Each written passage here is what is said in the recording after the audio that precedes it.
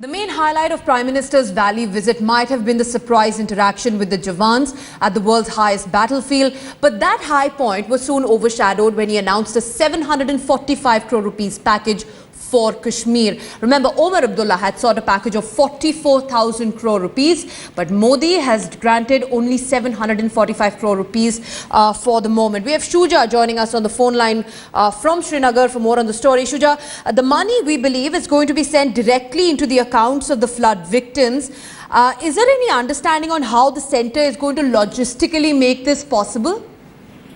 Well, there hasn't been any details that have been, divulged into by the Prime Minister or his team. But yes, they've said that people have demanded that it should be directly sent to their accounts, and the officials are working on it.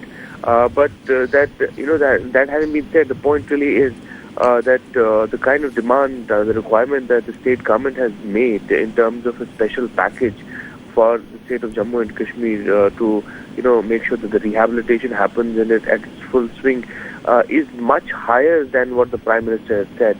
But basically, what yesterday Prime Minister has done is only given a small little token interim relief. 570 crore rupees is clearly nothing in front of 44,000 crore rupees requirement which the state government has forwarded towards the centre government. So while this amount is also welcome, and people would certainly be helped in one way or the other, but the real requirement is much higher, and that's precisely what has been made as a point over and over again now. And Shuja, it's that stark difference in what had been demanded and what has been granted by the Prime Minister, which brings me to my second question. Politically speaking, the PDP and the Congress would like to attach political motives to the Prime Minister's visit. But when it has really worked for the BJP in Maharashtra and Haryana, the question really is why not Jammu and Kashmir, especially if the elections are going to be held in December this year? Well, yes, in fact, there was a lot of politics which started even before the visit we have happened. We saw political parties coming out with different statements, and this is the time when elections are around the corner. We're expecting that the announcement would be made any time for the dates of elections for Jammu and Kashmir Assembly. So clearly, while the Prime Minister is coming here and announcing a little bit of relief package, there is a political connotation as well.